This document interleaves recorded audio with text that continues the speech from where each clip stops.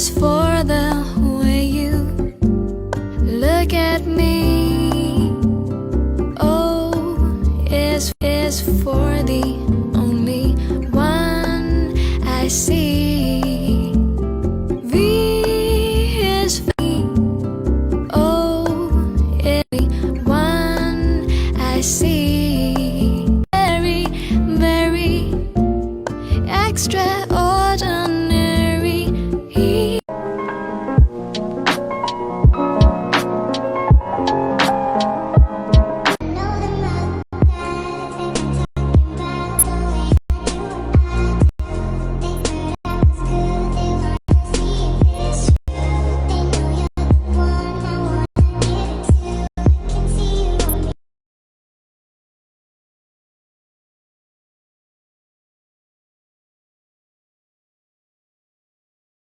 Coucou tout le monde, j'espère que vous allez bien. Bon, je pense que ça fait plusieurs jours que je me suis pas filmée face cam. Comme vous voyez, je suis un peu dévastée, donc c'est vrai que c'est un peu différent que de mes stories, parce que j'essaye du coup de vous poster que du positif et sans montrer ma gueule en fait.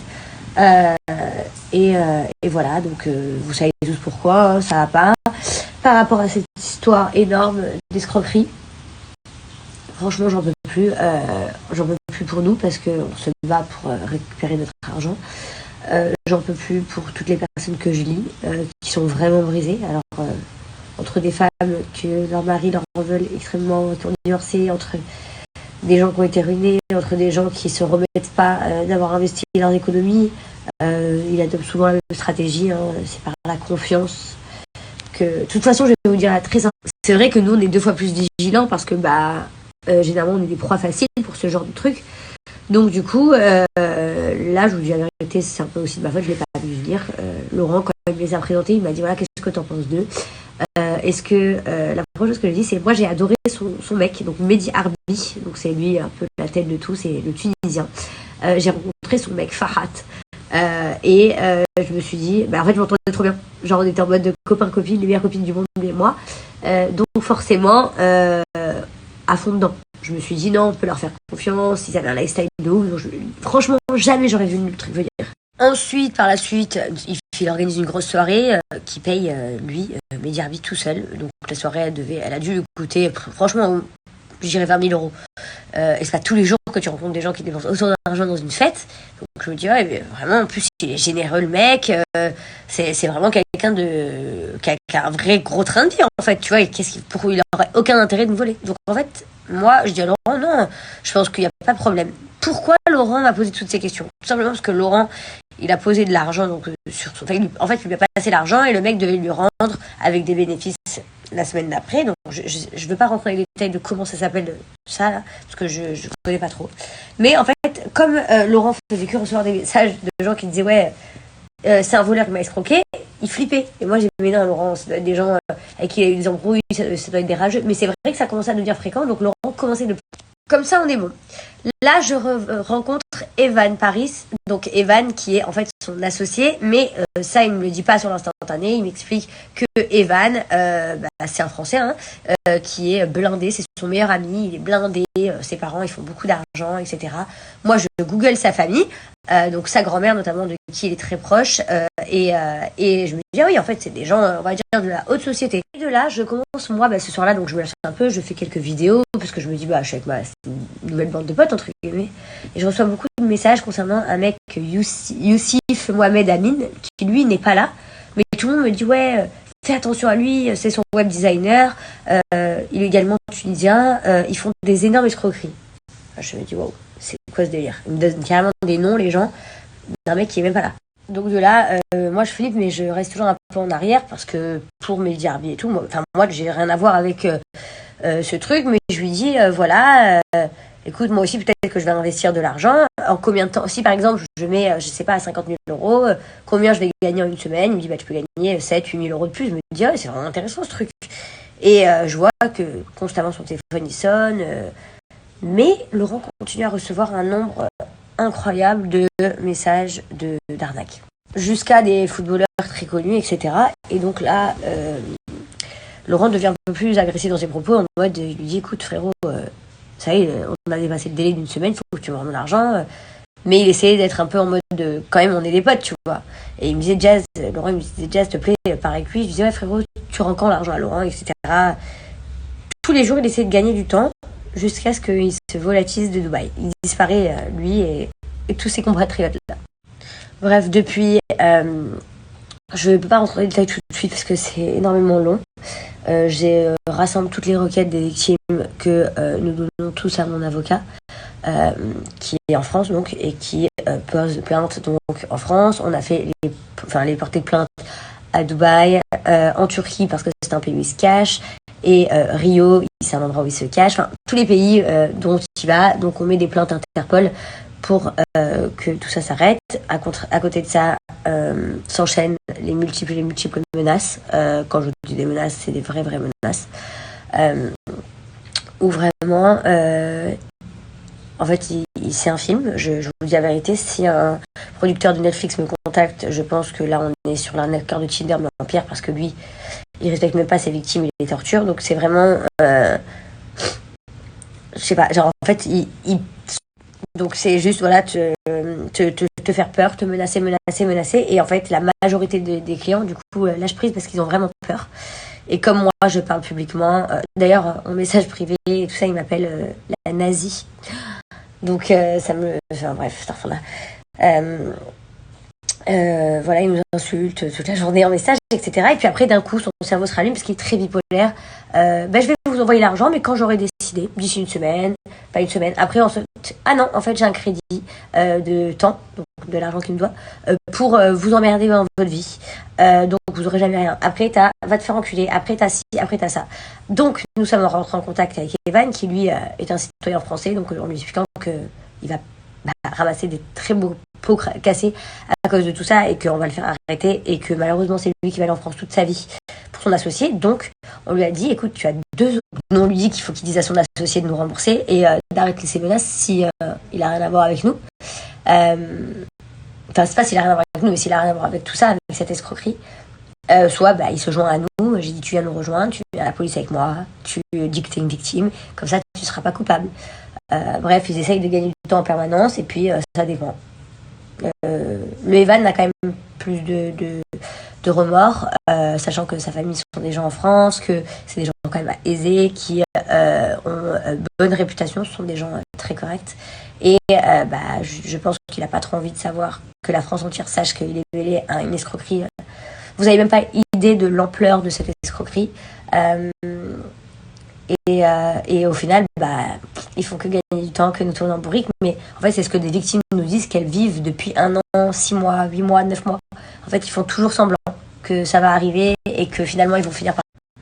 Donc voilà, il y a donc beaucoup de souffrance dans tout ça. Bien évidemment, cette personne n'a pas l'habitude qu'on lui tienne tête. En fait, c'est comme ce Mehdi Harbi là, c'est comme un pervers narcissique qui a horreur qu'on lui tienne tête. C'est-à-dire que même ses associés lui disent rembourse-les. Comme ça, ils arrêtent, etc. Ils arrêtent de parler et tout ça. Je crois que ça ne lui vient pas au cerveau, il n'a pas compris. Que, en fait, même tous ses amis et ses associés, il s'en fout, il est mis en danger, il en a rien à faire, il adore l'adrénaline. C'est vraiment, je vous dis la vérité, un grand malade. Je ne sais pas trop quoi vous dire de plus sur lui. Ce que je peux vous assurer, c'est que la justice va être bel et bien faite. Forcément, il essaye de faire un peu sur le buzz, parce que c'est vrai, on va pas se mentir. Laurent, parfois, a eu des mauvaises réputations, donc forcément, il essaye un peu de renverser la tendance. En fait, on a la preuve d'absolument tout, même les transactions d'argent qui ont été faites, et on a les... Donc, toutes les 5 minutes changent de truc. C'est il va tuer que Laurent. Non, en fait, il va tuer moi et mes enfants. Non, en fait, Laurent, il va l'égorger. Non, en fait, moi, je vais être veuve. Non, en fait, moi, je suis une grosse pute. Non, en fait, je suis nazie. Non, en fait, j'ai pas de chance d'être avec un mari comme ça. Non, en fait, s'il avait été hétéro, il se serait marié avec une femme comme moi. Enfin, c'est un malade. Je vous assure, là, on est au niveau de la psychiatrie, sauf que le truc que je ne comprends pas, c'est comment ce mec, il rôde dans les rues depuis des années et des années, malgré les plaintes que les gens ont fait. Je pense qu'il n'y avait pas assez de pouvoir, donc aujourd'hui, je me sers de ça, des réseaux, pour faire bouger les choses. Et je ne lâcherai pas. Et ça, je vous assure que je ne vais pas lâcher l'affaire de cette histoire. c'est clair et net, c'est pas possible. C'est un truc de malade. Et tous ses associés, là, le Evan, le Youssif, tout ça, là, et son mec parce qu'il veut pas qu'on parle de tout ça. Ah oui, il m'appelle le nazi parce que j'ai parlé de son mec, mais en fait, c'est que son mec Fahad, en fait, c'est lui qui m'a badoué. En fait, je sais pas comment vous expliquer, c'est un délire, en fait. Le Fahad, c'est lui qui m'a fait meilleur copain avec moi, pour qu'on ait confiance, qui veut tout le temps me voir, qui me dit tout le temps viens on fait des soins ensemble, est-ce que tu peux me conseiller en mode, le Mehdi m'avait même demandé genre combien je lui prendrais pour lui faire un relooking, et je lui ai dit mais genre on est des amis gratuits, on va faire du shopping ensemble, normal, y a rien. Enfin, genre ça allait loin dans la manipulation et pendant un long moment, et genre vraiment genre ça me choque encore une fois qu'on se soit fait niquer à ce point. En tout cas, moi, j'ai cessé d'écouter leurs menaces et j'ai décidé d'aller jusqu'au bout de tout ce que je peux. Forcément, je peux pas tout dire sur les réseaux pour l'instant parce que ça serait leur donner de l'avance sur tout ce qu'on sait et tout ce qu'on a sur eux. Mais dernière chose, merci beaucoup pour tous les messages que je reçois de soutien, parce que j'en reçois quand même énormément. C'est vraiment cool. Voilà, ça fait plaisir. Merci beaucoup. Merci. C'est vraiment gentil. Et pour le peu qu'il y a de personnes qui seraient juste un peu du malheur et qui disent des phrases comme moi, je les assume totalement parce qu'ils pensent que genre je dis pas. Genre les arnaqueurs arnaqués. Je voudrais simplement vous répondre quelque chose. Si un jour j'ai fait un placement de produit dont vous n'avez pas reçu le colis, par exemple, j'en suis navrée, vraiment. Sauf que pour être très honnête, j'ai été payé une pub qui a sur un site, par exemple, qui a été vérifiée par une agence quelconque, que ce soit WeEvents, Shona Events. L'agence a vérifié le site avant que je promouvoie la publicité, que tout soit comme il faut. Et si vous y en a un ou deux, je sais pas, qui n'ont pas reçu leur colis, je n'ai jamais fait quoi que ce soit pour ruiner la vie de qui que ce soit.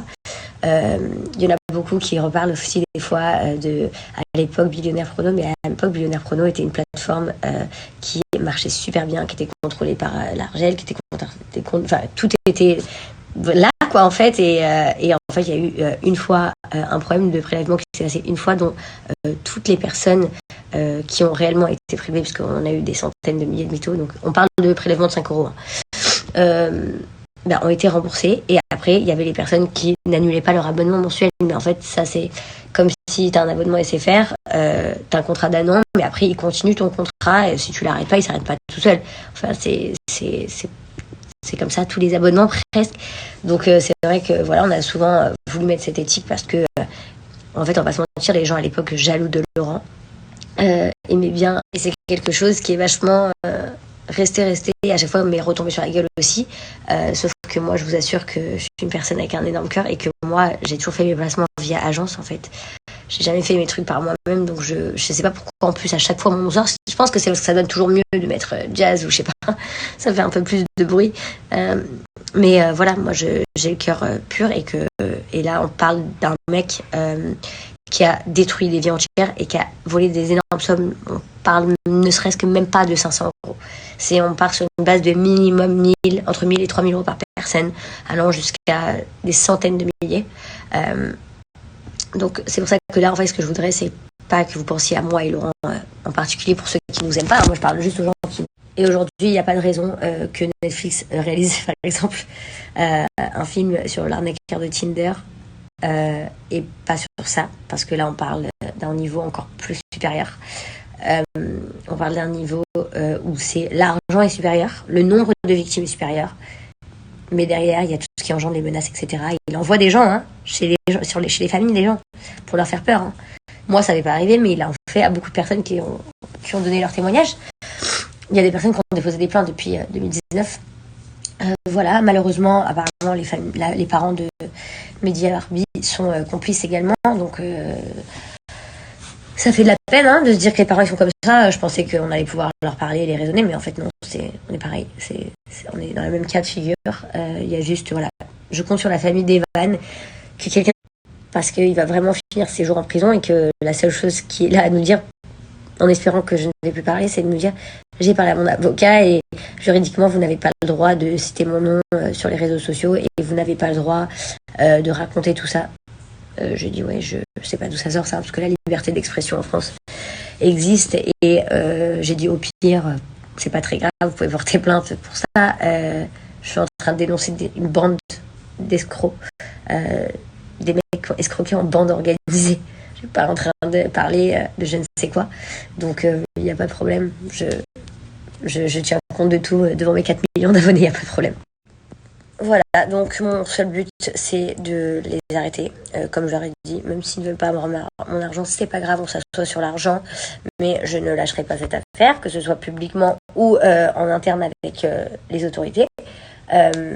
Jusqu'à ce que au moins l'un d'entre eux soit en prison. Voilà, c'est clair et net, c'est pas possible. Et que toutes ces victimes puissent avoir justice. Ou au moins, tu vois, comment vous dire, les voir périr en prison, parce qu'en fait, ce qui est très dur en plus, c'est que ces mecs-là font la fête H24.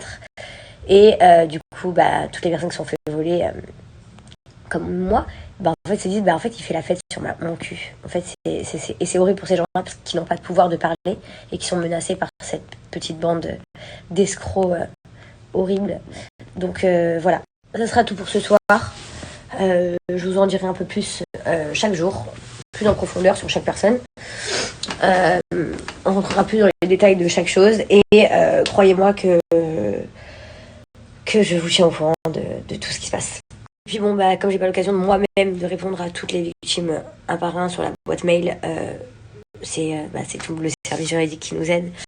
Je voulais dire à toutes les victimes, ça y est, votre heure est arrivée, vous êtes sentis très mal, volés, délaissés et tout ça, mais aujourd'hui on est là et je vous assure qu'on va aller jusqu'au bout et qu'on va vous aider et que quoi qu'il arrive, si un jour on ne récupère pas notre argent, vous aurez au moins la satisfaction de les avoir vus arrêter, donc c'est tout ce qui compte. Et comme je leur ai dit au téléphone à eux, ils ont beau inventer les histoires mirabolantes qu'ils souhaitent, ils peuvent se baser sur toutes les choses négatives à notre sujet, peu importe quoi, je n'arrêterai pas quand même. Et surtout, dans chaque film, les méchants ne gagnent pas toujours, enfin très rarement même. Et surtout, tout s'arrête un jour, donc là, ça pour escroquerie justement. Les gens là-bas pensaient qu'après sa prison, justement, il allait redevenir quelqu'un de bien, mais ça n'a été que pire. Finalement, vous voyez pourquoi il n'a pas peur aussi, c'est un peu un psycho. Ce que je veux dire, c'est que, en fait, le film va s'arrêter. Le film va vraiment s'arrêter et je vais contribuer à ce que le film s'arrête. Donc, c'est fini le silence, c'est fini de continuer la best life, la jet set. Partout où il ira, je serai pas loin pour prévenir les autorités et faire tout ce qu'il y a à faire. Et encore plus, vous vous doutez bien, pour par exemple Evan qui lui est français, mais du coup ça sera beaucoup plus facile. Ou je sais pas, peut-être qu'il ira plus voir sa famille. Enfin, le mec, je lui ai dit, choisis, tu veux une vie de délinquant escroc ou qui fuit tout le temps, ou tu veux pouvoir, je sais pas moi, vivre normal, avec ta famille, sans le cœur sali, sans détruire des gens. Mais je sais pas. Lui, il est encore en réflexion, je crois, de où il veut se positionner, donc à fur et à mesure, je vous tiendrai au courant. Pareil pour l'autre copain là, Mohamed Amin, qui est tunisien aussi, c'est très dommage ce qu'il fait, parce que lui pour le coup il vient d'une famille très bien. Mais après c'est fou, hein, parce qu'on a les infos sur tout le monde, tout. Hein. Je vous assure, c'est un film. Chacun des membres du clan Gage et du clan JLC va avoir l'occasion soit de réaffirmer son soutien à son clan d'origine, soit de proclamer haut et fort qu'il change de clan.